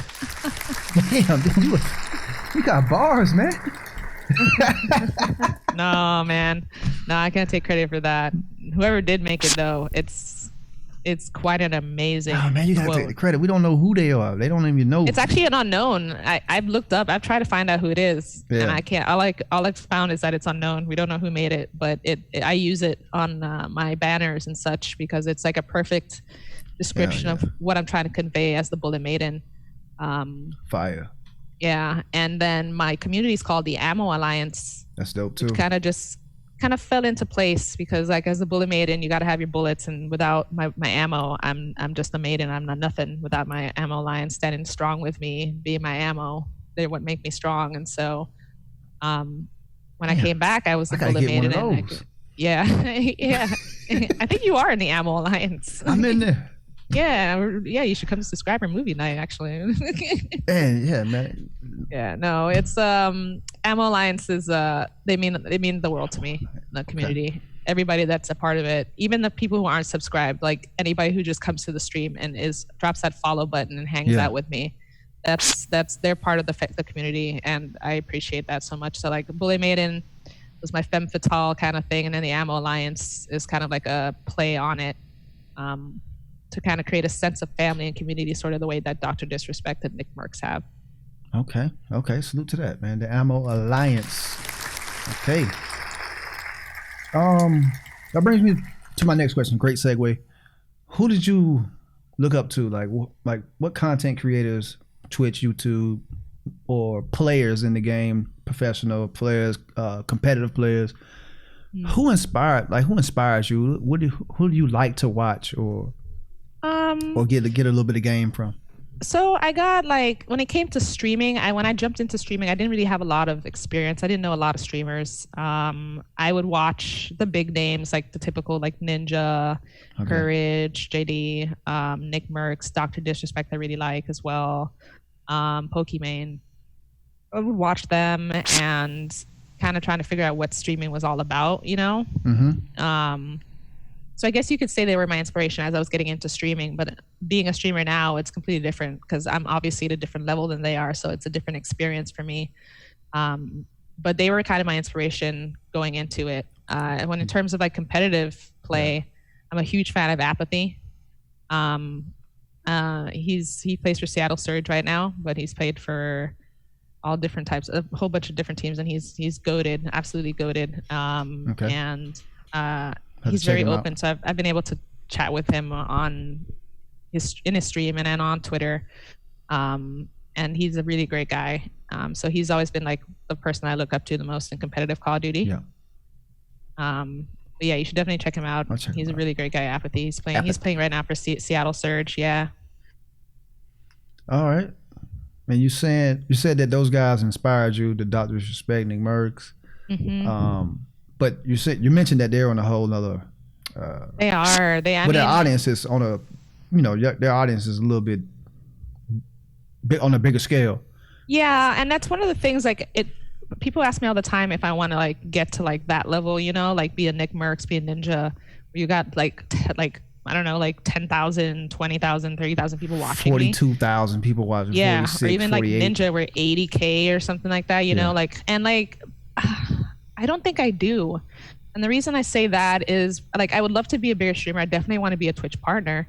And I want to at that point, you're a corporation. You're not even a streamer anymore. Yeah, you are. You're a business at Yeah. that point. Yeah, I want to be that. I do want to be a business. Like I want to be that level. I want to have hundreds of people in my stream.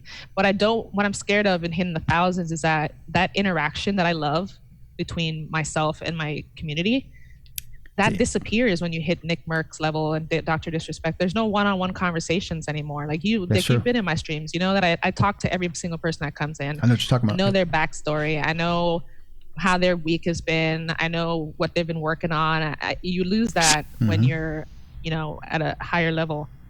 And so I think I definitely want to grow, and I want to be a Twitch partner, and I want to. You're gonna lose that intimacy, man. I feel what you're saying. Mm-hmm. Yeah, I'll lose that intimacy if I get too big and become like a Nick Merckx or a Dr. Disrespect. I lose that intimacy, and so I want to be bigger, but not too big. The check, yes, I know. I mean, the money. Obviously, if I could be a full-time streamer, making enough money to pay off my bills, that'd be great. But there's got to be the community for it, or I'm not going to enjoy the streaming anymore. If I'm just doing it for the money, I'm not going to enjoy it. But that's. I'm the type of person that needs to love what I'm doing. Like at like career level, like I love the work I do on a career level. Got you. Like I have to love it, or I can't do it. Yeah. Oh, I cut you off. What was you saying? You was about to finish your point off camera. I cut you off when I said which point? Oh no, you were right. No, you were just you hit the nail on the head. Okay. Yeah, with the intimacy thing, like it's the intimacy thing that I am. Yeah. Because I like. Go ahead, my bad. Oh no, I was just gonna say like that's really important to me. So like I want to be a bigger streamer, but I don't want to lose that intimacy with my community. And like those guys, they're huge. I wonder if they miss like the smaller streams, or I always think about that when I watch a lot of the bigger guys. I don't really watch a whole lot of certain names that you ran off because it's just like watching ESPN. It's not like that experience is different. I just say that versus watching someone with a smaller scale of audience. It's a little bit different. How did you deal with streaming into dead space? Did you ever have that moment when we first started, like when it was like two people, one person in your stream? Oh yeah. How was that experience? Yeah. How long did it last? It didn't actually. I got very lucky. It didn't last very long because, like I said, a lot of my friends in real life pushed me into streaming. Okay. And so I had a lot of friends in real life that would come by and come through the stream and hang out with me, and just so I never really started off at zero. But I did hover around 1, 2, 3 for a while until I got affiliate. And then it kind of took off a little bit after that, Okay. And that's just because I do a lot of networking. I always tell everybody who asks me questions about streaming, like in terms of importance, like networking is the foundation of like a successful streamer. Like you need to go out, you need to know other streamers, you need to get to know their communities. You gotta mingle. You gotta mingle.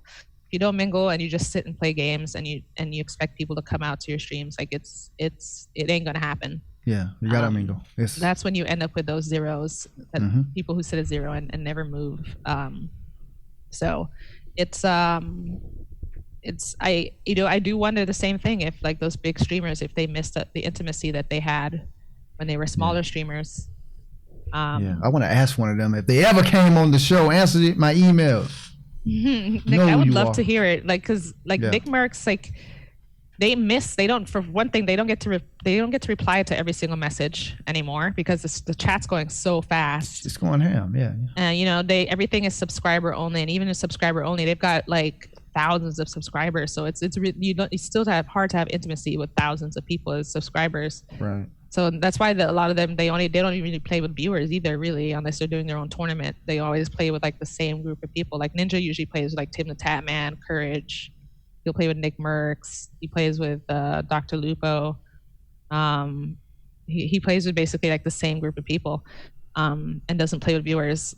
So like, to me, the intimacy part of it is very important to me. So like, I want to be a full-time streamer. I want to be like being able to live off my Twitch paycheck, but it needs to peak at a level where I still have intimacy with my community, and I'm still reachable as a person. Right. Yeah, that's very important, man. That's especially in the early stages, like that'll keep you going. Mm-hmm. You know, like sometimes like you're in that level between, like you said, you've been doing it for 2 years plus. I created my channel in 2016. I hadn't quit fully yet. I thought about quitting. I quit, came back, quit again, and came back. Mm-hmm. Rebranded, re-strategized, and came back again.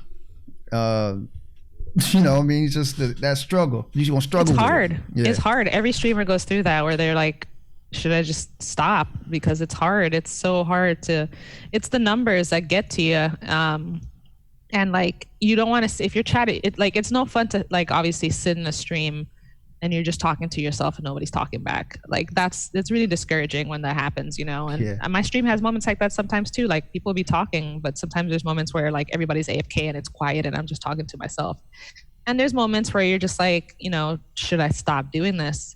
But it's more hurtful to your career, on like your streaming career, to stop and take a break than it is to just push through it and keep going. So like every time now since I've been back that I've thought about like maybe taking a break, if I feeling discouraged for whatever reason, I force myself to keep pushing through it and just maybe take the night off from streaming, regroup the next day, and just keep going, pushing on, because it hurts more to step back for months at a time and rebrand and come back and do that. It hurts more because people who were coming to your channel before, they're going to stop coming to your channel because you're not going to be there anymore. And when you come back, they just, how will they know, you know?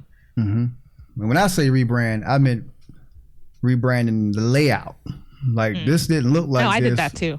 This didn't look like this last year or whatever, but no, I get you. I did the same thing when I came back. I spent money on graphic design. Yeah. Had everything done, had animations added. Yeah. I got like stinger transition. I even had a Christmas setup done. So I had like Christmas lights and everything done. And yeah, no, I get what you mean by the rebranding, kind of rebooting yourself. Upgrading some things. Upgrading is always a good thing. That I can definitely say is always a good thing. But taking a break and then coming back and taking a break, that part is hard. It's hard on the viewers, and it's hard on the career to keep it going. It's like the best advice I always have is just to push through it. Take the night off and push through it. Speaking of upgrades, what kind of equipment do you use? I get this question all the time. What kind of equipment are you using? Webcam, headset? Not, you don't even have to name brands if you don't want to. I just wanted to know, like. Oh no, it's cool. I'm a diehard Astro gaming fan. So my headset's the Astro TR, the A40 TR. Okay. With the mix amp. For the longest, I was also rocking their controller, the C40, but mine is broken right now, so it's out of commission. I'm also a huge Elgato fan, so I'm rocking the Stream Deck and the capture card, the HD60S. Okay. I've got. My camera is just a simple Logitech, nothing too crazy. The 920? C920, yeah.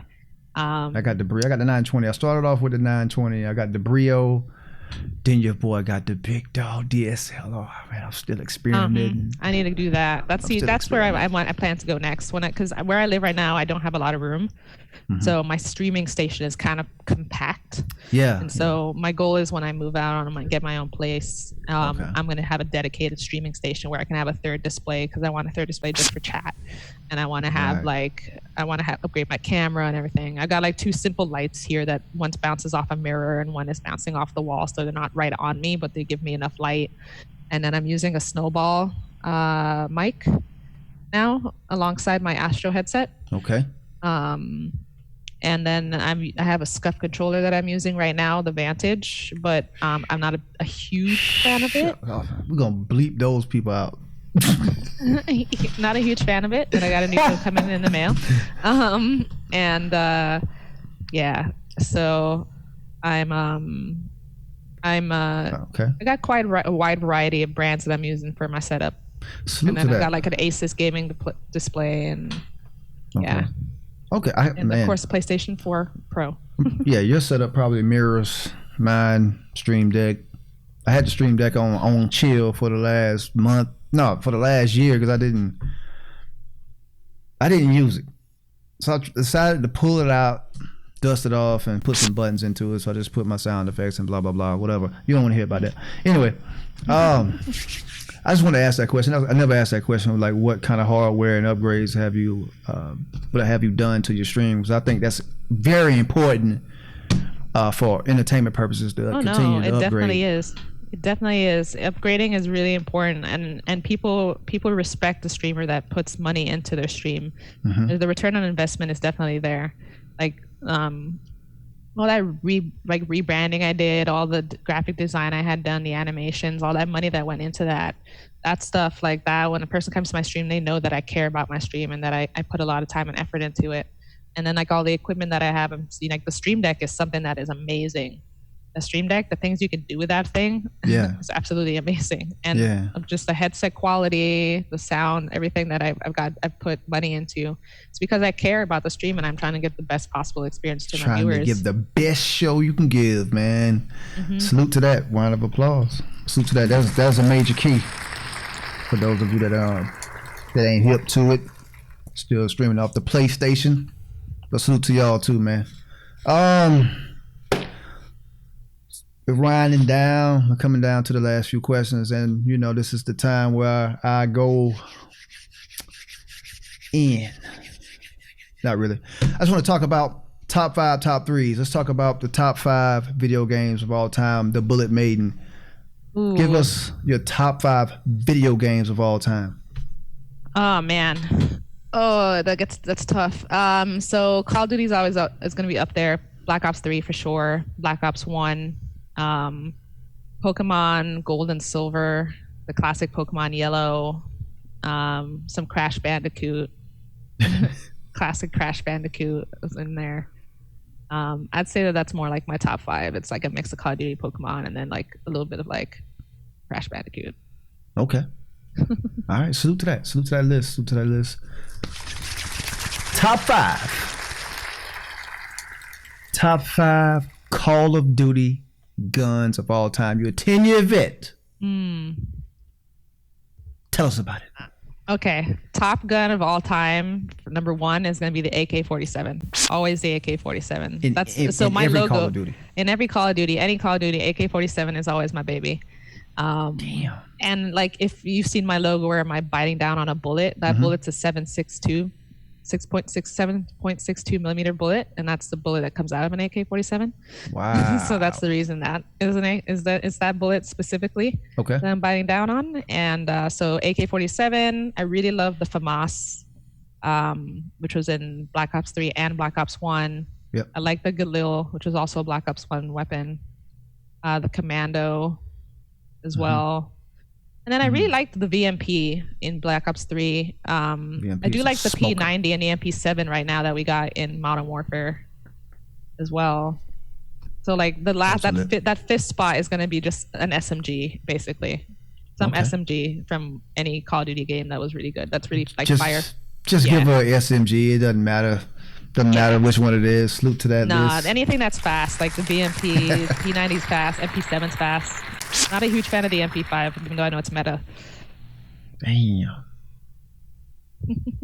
Any SMG, man. Salute to that. All right. Top 3. Bullet Maiden. Top 3 Call of Duties of all time. Ooh, that's easy. Number 1, Black Ops 3. Number 2, Black Ops 1.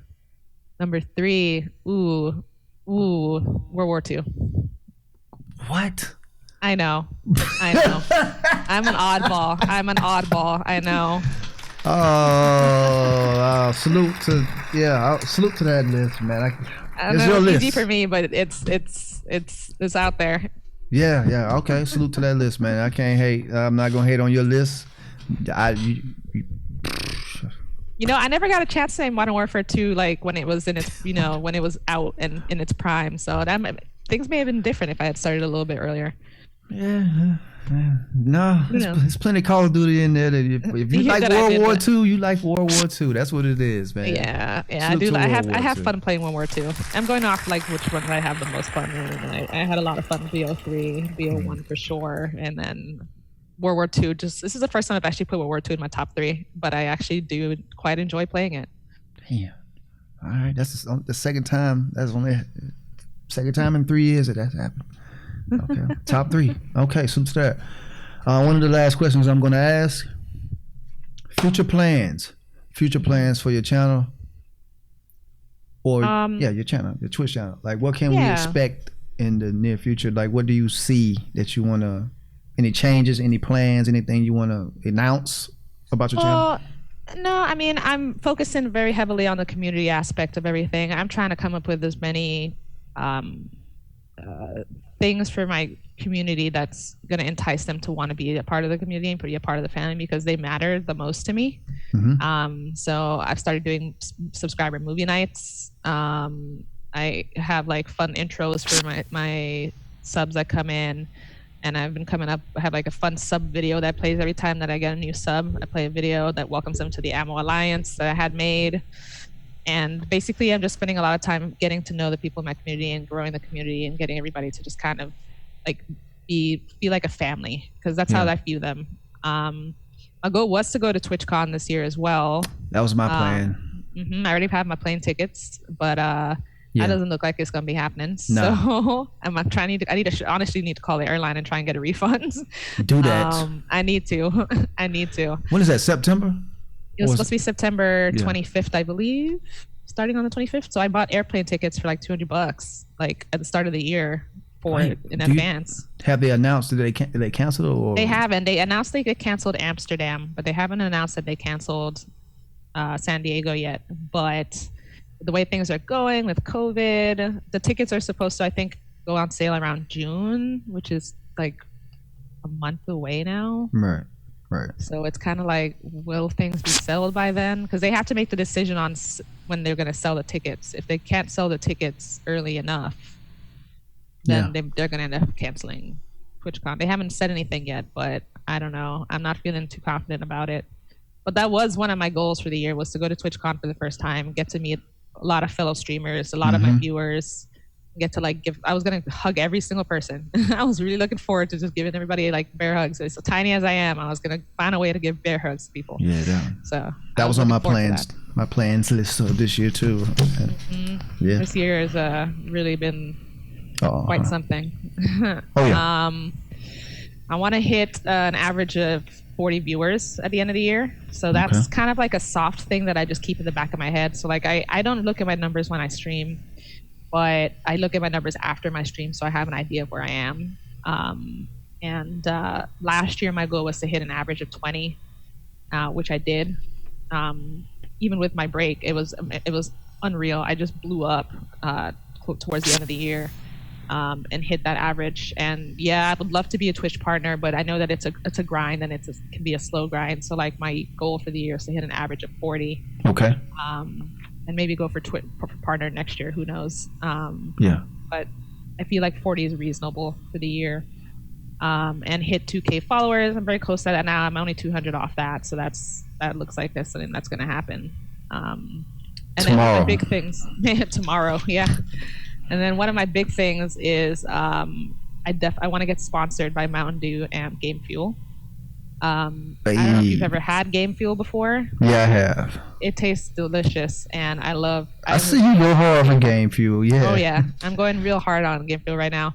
Did they give you like a lifetime supply or something like that? No, well, it feels like it. They gave me, so first they saw my video. I made a video just talking about my love for them and like clips of me drinking the Game Fuel nonstop and talking about it, how I wanted to be a brand ambassador for them.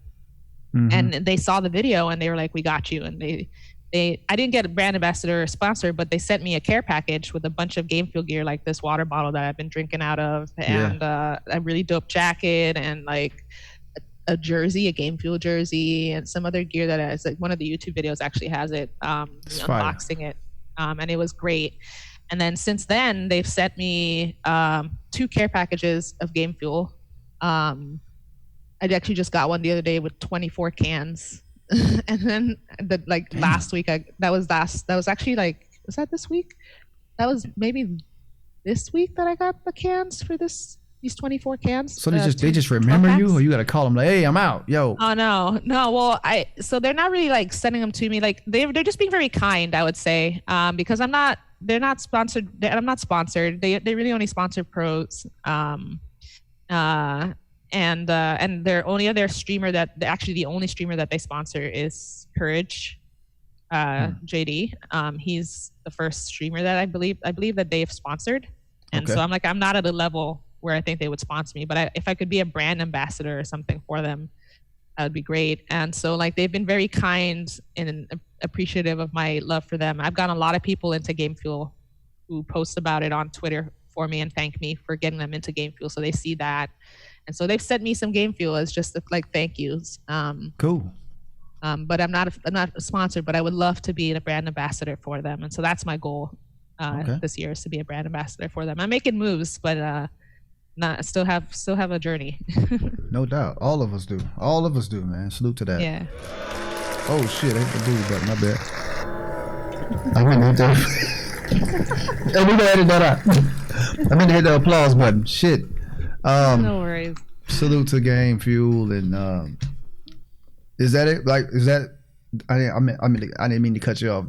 No, that's those are my goals for that's basically it. You know, it's like focus on the community. Hopefully, Game Fuel will let me be a brand ambassador for them, and then just get that average. It's like there's just a thing in the back of my head. Like at the end of the year, I'll check it and be like, did I hit my goal? Did I make it? You know, did I make an impact and get to where I wanted to be? So. Any clan affiliations? I'm in 2. I'm in J clans. Pharrell, J Pharrell org, and then I'm also in Visualizing. Both amazing. They're both family. I'm stream lead in VL, and in J Pharrell I'm one of the elite stream team streamers. Okay. And they've both welcomed me with like open arms and been so thankful for that. And I am just really appreciative to be a part of both of them. J Pharrell and Visualizing. Okay. All right. Salute to those guys, man. Salute to them.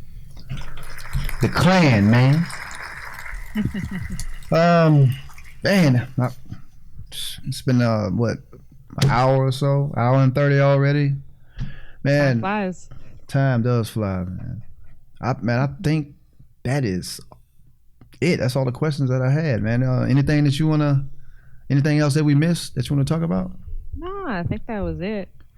Yeah, man. That was it. It was fun. Thanks for having me.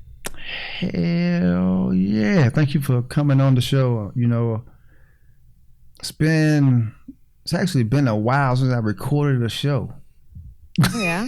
How long has it been? Yo, it's been like a month since I recorded a show. Oh, damn. Because I went really, really hard last month, and I had like stacked up a whole bunch of content, a whole lot of content. But anyway, I appreciate you for coming through. Yeah, it was my pleasure. The COD Show podcast, the Bullet Maiden. All right. That's it. Stream schedule. You want to shout out your socials, your stream schedule, Yeah. Anything else that you want to well, shout out? Stream schedule wise, y'all can always find me on Twitch live on Saturdays, Sundays, Mondays, and then Wednesdays and Thursdays. On Saturdays and Sundays, I start around 12 to 1 p.m. Eastern time. And during the week, which is Monday, Wednesday, and Thursday, I start around 6 p.m. The latest is when I start. I might start earlier now because obviously I'm unemployed, so I have a little bit more time. But always the latest I'll be live is 6 p.m. Eastern time. And then socials, if you want to check me out on social media, you can find me on Twitter and Instagram as The Bullet Maiden, as one word, The Bullet Maiden. And then I'm also on YouTube under Herdy Gaming.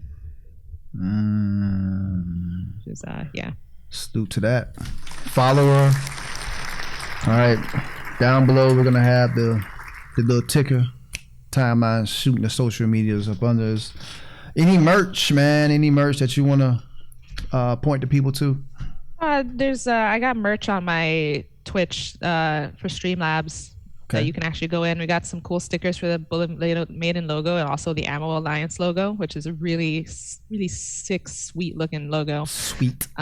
Sweet and sick. And I was like, I needed the words for it. It's such a dope logo. Okay. And there's some other stuff in there, some really nice hats and stuff like that. So if anybody's interested in that, definitely check it out. Or you can access it from you just type in merch, exclamation mark merch in my stream, and you can get access to the Streamlabs store.